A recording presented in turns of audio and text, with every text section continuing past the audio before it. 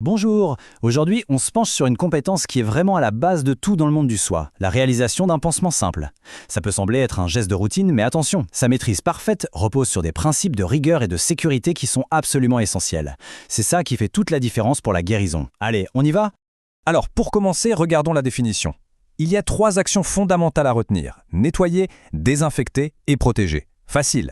Mais le plus important, le vrai cœur du sujet, c'est ce qui vient à la fin, la stricte application des règles d'asepsie.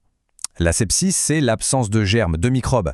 C'est le principe directeur qui va guider absolument chacun de nos gestes. Parce qu'il faut bien comprendre que la moindre petite contamination peut transformer une plaie toute simple en une infection, ce qui va retarder la guérison et être douloureux. La première grande phase, c'est la préparation. Et il ne faut surtout pas la prendre à la légère. Une bonne préparation, c'est aussi important que le soin en lui-même. C'est là qu'on pose toutes les bases pour éviter la contamination. Concrètement, ça veut dire moins de risques d'infection et donc une guérison plus rapide. Voilà la panoplie indispensable. L'idée c'est simple, avoir absolument tout ce qu'il faut à portée de main avant même de commencer. Pourquoi? Parce que chaque interruption, chaque fois qu'on doit aller chercher quelque chose, c'est une porte qu'on ouvre aux microbes. En préparant tout en avance, on garde cette petite bulle stérile qui est indispensable pour protéger la plaie. Maintenant, on élargit un peu notre champ de vision. L'asepsie, ce n'est pas juste le matériel, c'est aussi tout l'environnement autour. Une surface propre, pas de déchets qui traînent, un lit refait. Chaque détail a son importance pour créer ce qu'on pourrait appeler une zone de sécurité autour du patient. C'est notre première ligne de défense, bien avant d'avoir enfilé le premier gant. On finalise la préparation avec ces dernières étapes qui sont vraiment cruciales. La communication d'abord. Expliquer ce qu'on fait, c'est la base du respect et de la confiance. L'hygiène des mains, ça, ce n'est même pas négociable.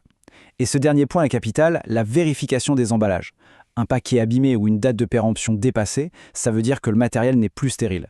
L'utiliser, ce serait comme introduire volontairement des germes dans la plaie. C'est donc le dernier rempart qui garantit qu'on est là pour soigner et non pour infecter. Bon, on passe maintenant au cœur de l'action, la technique en elle-même. Elle porte un nom qui dit tout. C'est là que toute la préparation qu'on vient de voir prend son sens et que la rigueur doit être maximale. Non-touch. Ces 2 mots, c'est toute la philosophie du soin. L'objectif absolu, c'est de ne jamais toucher directement la plaie ou les surfaces stériles avec quelque chose de non stérile. C'est cette discipline du geste qui va empêcher le transfert de microbes et qui fait toute la différence entre une cicatrisation qui se passe bien et une complication infectieuse. Allez, on décompose la première partie du soin. On enlève l'ancien pansement, mais avec une précaution infinie. D'ailleurs, ce pansement usagé, il nous parle. La couleur, l'odeur, la quantité de liquide, ce sont des premiers indices très précieux sur comment la plaie évolue. Et juste après, l'inspection visuelle directe de la plaie va nous dire si tout va bien ou s'il y a des signes d'alerte. On attaque la deuxième partie. Et hop, on repart de zéro. Nouvelle hygiène des mains, nouveaux gants stériles. C'est une remise à zéro de l'asepsie. Ensuite, on suit la séquence. D'abord, on nettoie avec du sérum physiologique. C'est doux et s'enlève les débris sans agresser la peau. Ensuite, on sèche, tout doucement, parce que l'humidité, c'est le paradis des bactéries. Puis, on désinfecte et on respecte bien le petit temps de pause de 30 secondes. C'est crucial pour que l'antiseptique ait le temps de faire son travail. Chaque étape prépare le terrain pour une bonne cicatrisation. Attention, le travail n'est pas fini une fois le nouveau pansement posé. La phase de clôture et surtout de surveillance est tout aussi fondamentale pour s'assurer que tout se passe bien par la suite.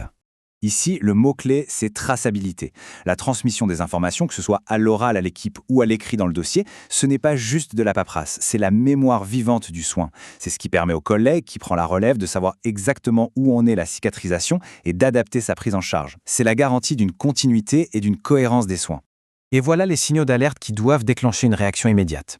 La surveillance, ce n'est pas juste jeter un œil passivement. C'est une observation active, un vrai scan de la plaie.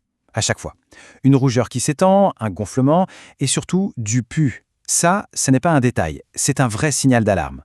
Réagir vite à ce stade, ça peut carrément éviter une infection bien plus grave. Pour résumer, ce soin qui a l'air si simple repose en fait sur 3 grands piliers. 1. Une préparation hyper méticuleuse pour créer un environnement stérile. 2. Une exécution ultra rigoureuse avec la fameuse technique non-touch pour ne jamais contaminer. Et 3. Une surveillance active pour anticiper le moindre problème. Le protocole nous donne le mode d'emploi, mais c'est vraiment la vigilance de chaque instant qui fait de ce geste un véritable acte de protection. La technique est là, le protocole est sécurisé, c'est parfait, mais il reste une question. Au-delà de protéger le corps, comment la communication, elle, protège le bien-être de la personne? Comment est-ce qu'on rassure, qu'on explique, qu'on implique le patient à chaque moment, de la préparation jusqu'à la surveillance? Parce qu'au final, un soin vraiment réussi, c'est une plaie qui cicatrise bien, mais aussi dans un climat de confiance.